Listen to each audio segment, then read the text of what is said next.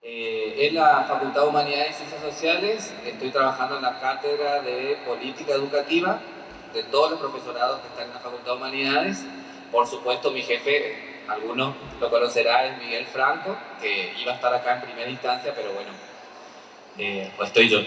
Así que primero quiero agradecerle a los organizadores la invitación y después a mi jefe por donar este espacio, porque él consideraba que yo podría aportar algo a estas conversaciones y a esta construcción colectiva.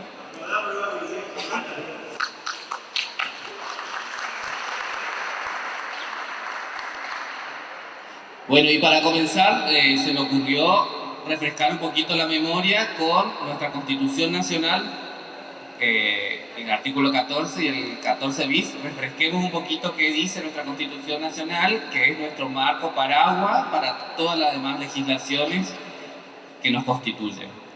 El artículo 14 dice: todos los habitantes de la nación gozan de los siguientes derechos conforme a las leyes que reglamenten su ejercicio, a saber, de trabajar y ejercer toda industria lícita, de navegar y comerciar, de peticionar a las autoridades, de entrar, permanecer, transitar y salir del territorio argentino, de publicar sus ideas por la prensa sin censura previa, de usar y disponer de su propiedad, de asociarse con fines útiles, de profesar libremente su culto, de enseñar y aprender.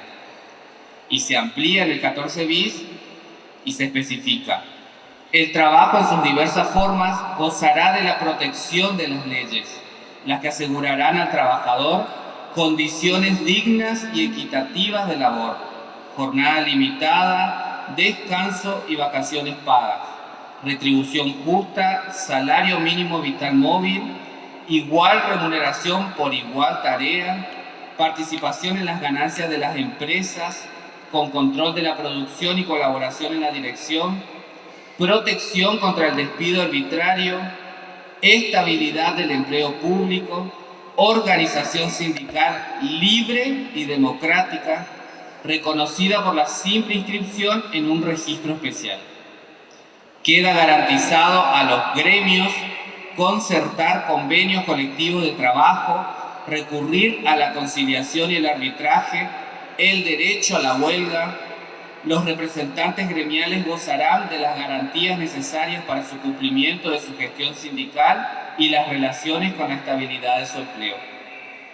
El Estado otorgará los beneficios de la seguridad social, que tendrá carácter de integral e irrenunciable.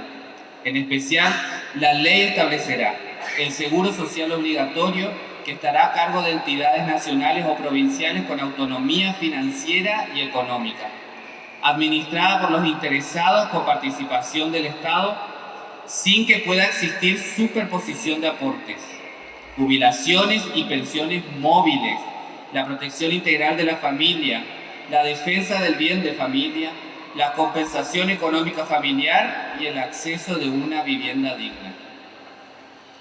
También en la segunda parte de la Constitución Nacional, en el apartado de las autoridades de la Nación, en el capítulo 4, las atribuciones del Congreso, dice: artículo 75, correspondiente al Congreso, inciso 23.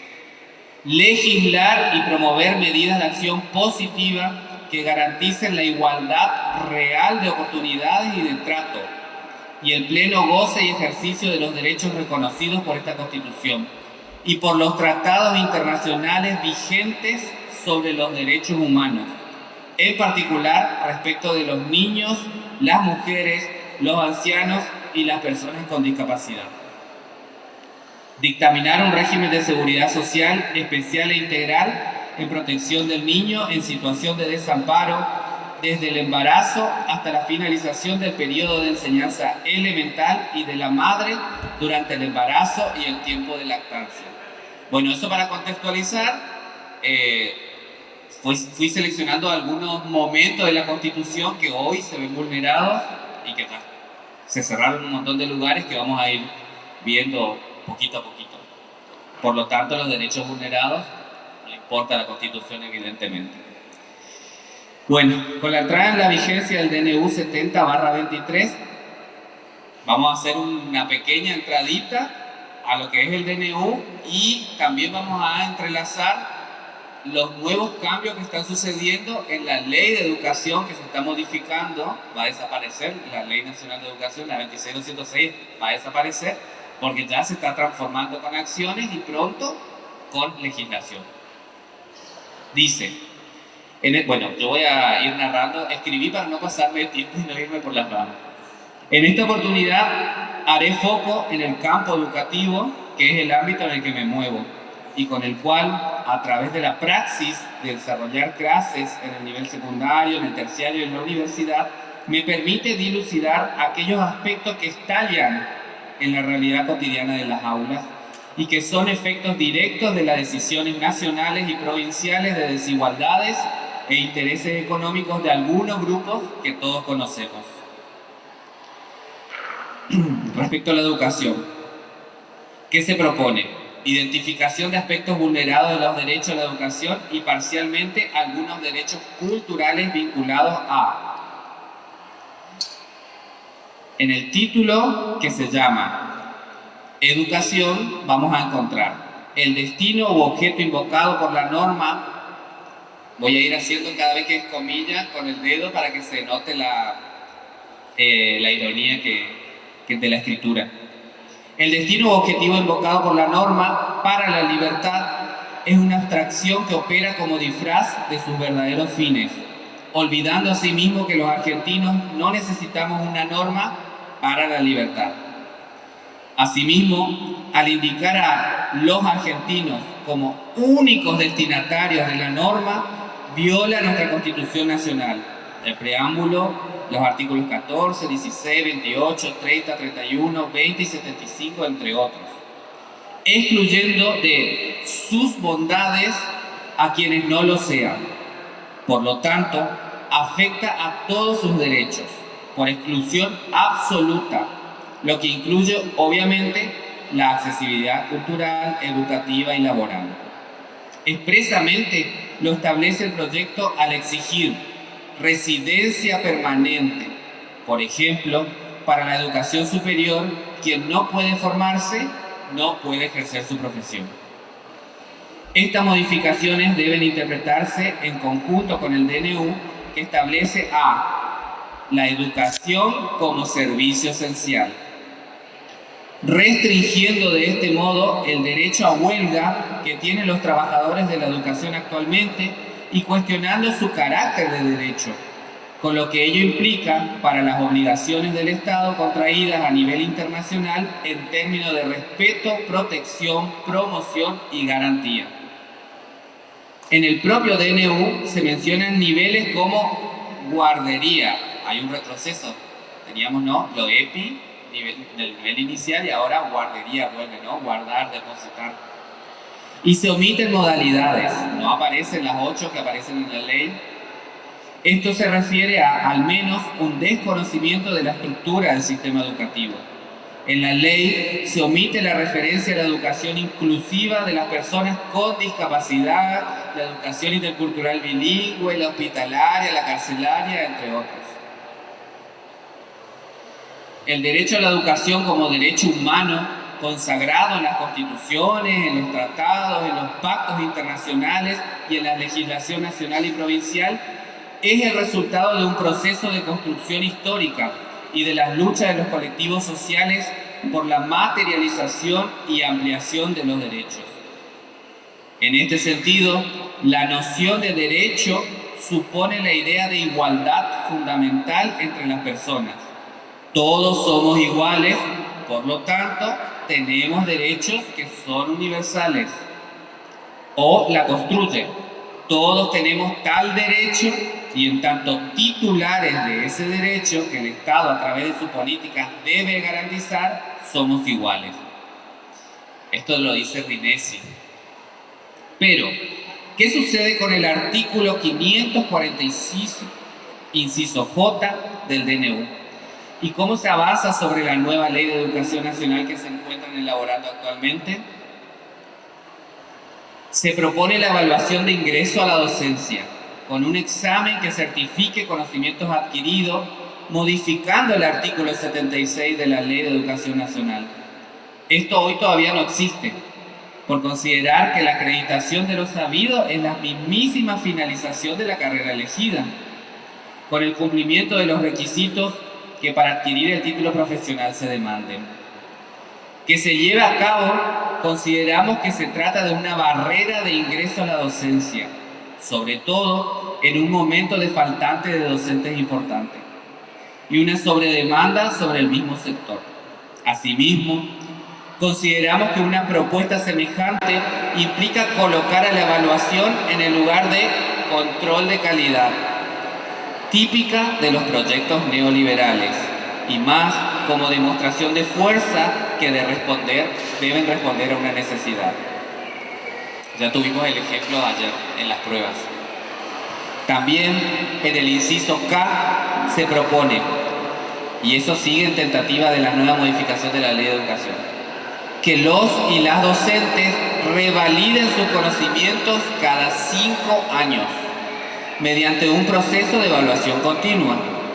Esta medida resulta muy peligrosa en el marco de propuestas educativas que buscan desjerarquizar la función educativa nacional y habilitar la privatización de la formación permanente por el desfinanciamiento estatal y por la clara tendencia privatizadora que ya manifestó el gobierno.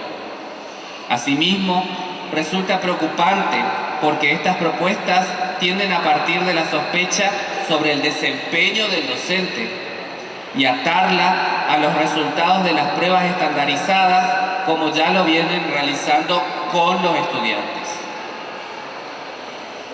Desde la desestimación de su tarea cotidiana, de las propuestas de reemplazo de docentes por otro tipo de profesionales o de personas poco formadas y de menosprecio a las carreras de formación docente hoy existentes.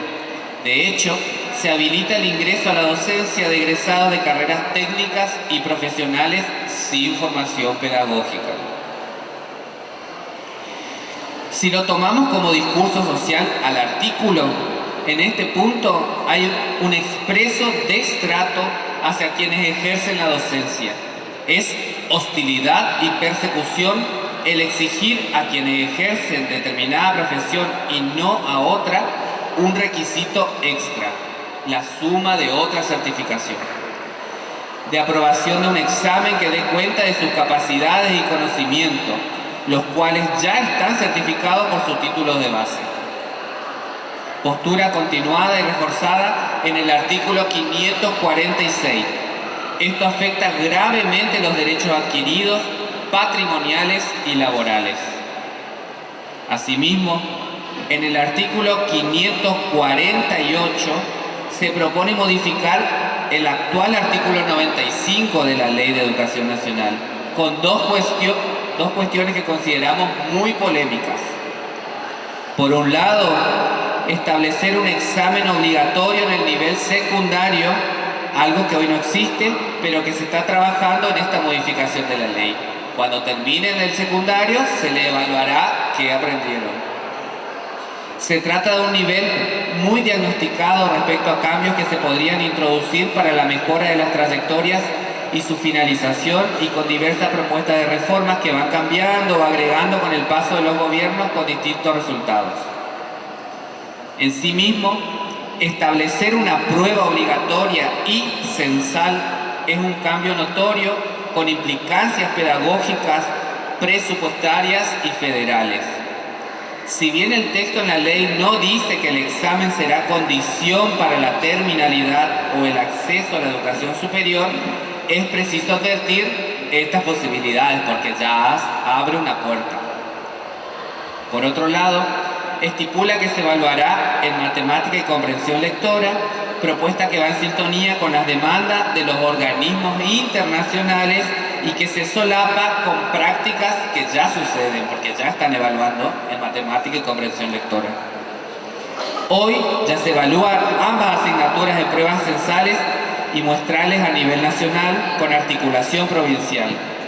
Establecer las asignaturas en la Ley de Educación Marco, siendo que son cuestiones que pueden cambiarse porque dependen de decisiones pedagógicas precisas, parece más una demostración de fuerza que una definición educativa.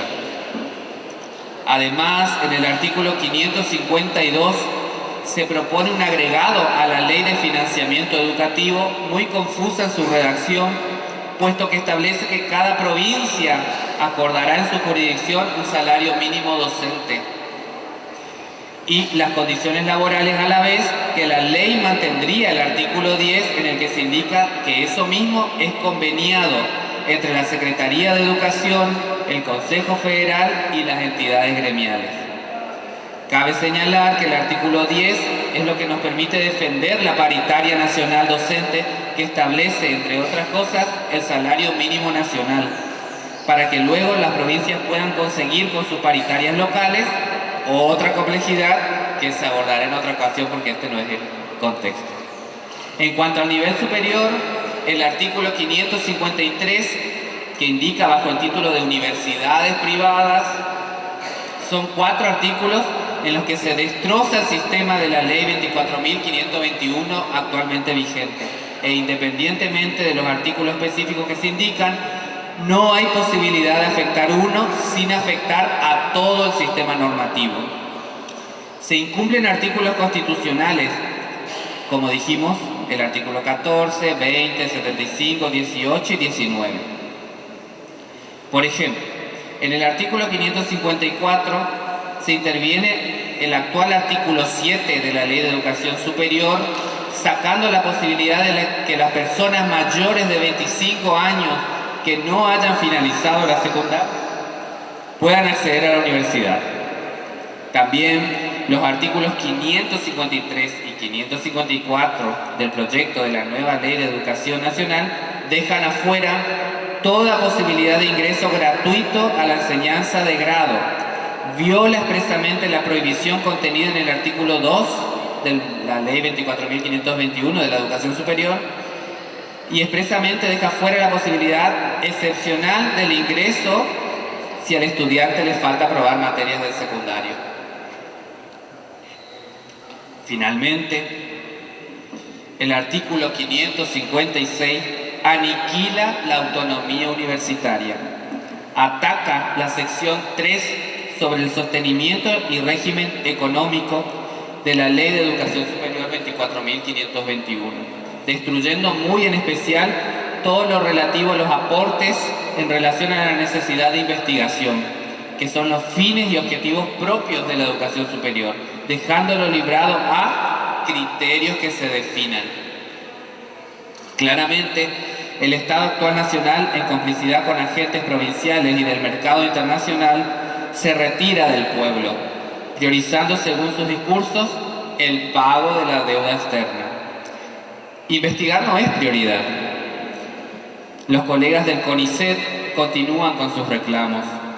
En línea con nuestra Constitución Nacional y convenciones sobre los derechos humanos jerarquizadas y no jerarquizadas, tan solo para citar un ejemplo, los numerosísimos convenios suscritos en la UNESCO y por los que el Estado argentino asumió obligaciones internacionales concretas, vale resaltar que necesariamente la afectación a la educación en todas sus fases y expresiones atenta contra la cultura y la investigación. El proyecto modifica directamente los fines y objetivos que establece la Ley de Educación Nacional.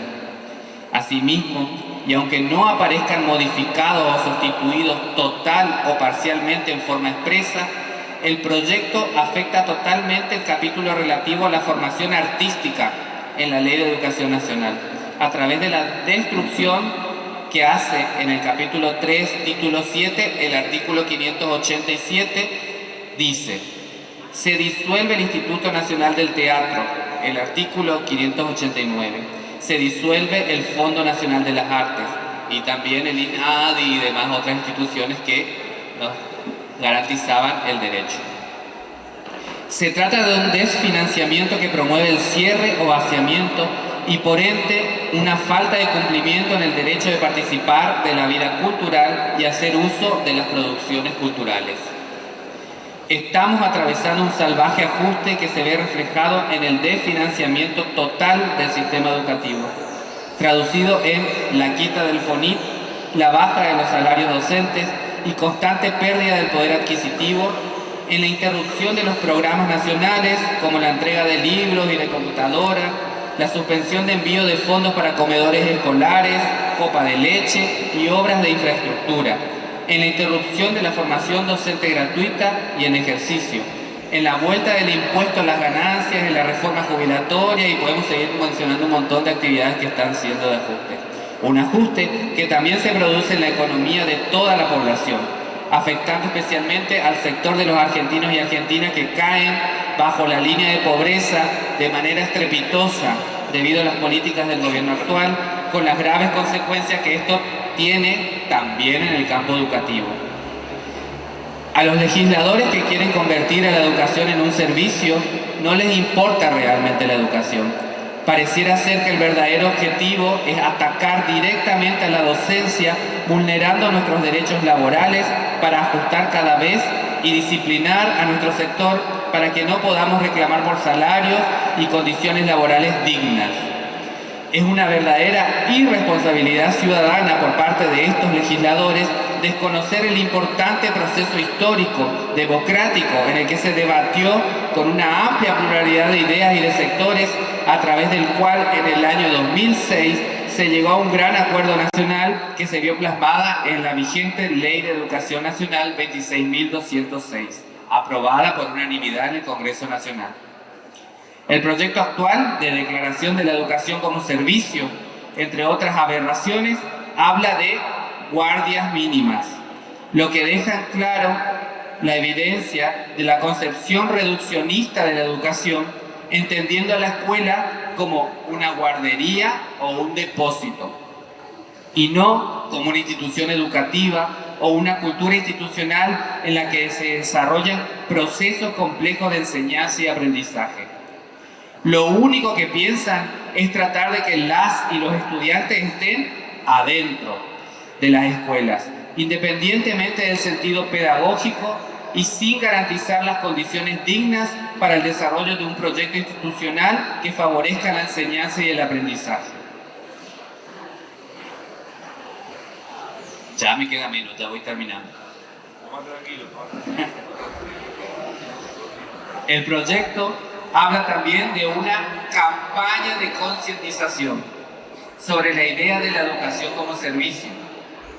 Esto sería un verdadero retroceso en relación al debate ya saldado en la Ley 26.206. A pesar de contar con esta norma en plena vigencia, las autoridades intentan imponer un debate innecesario y propagandizan un viejo anhelo pensado por un sector reaccionario, sin haber promovido antes las debidas instancias de participación democrática para que de manera amplia y plural se pueda reflexionar con las maestras y maestros, profesores, profesoras, preceptores, con las y los estudiantes y sus familias, con las y los especialistas en educación acerca de qué significa el derecho social a la educación en el contexto actual. Lo que hoy hace falta es cumplir efectivamente con la ley de educación vigente y la ley de financiamiento educativo, del cual se han abstenido como cómplices, e impulsar políticas educativas que mejoren el sistema en clave de derechos y que no conviertan a la educación en un servicio o una mercancía más.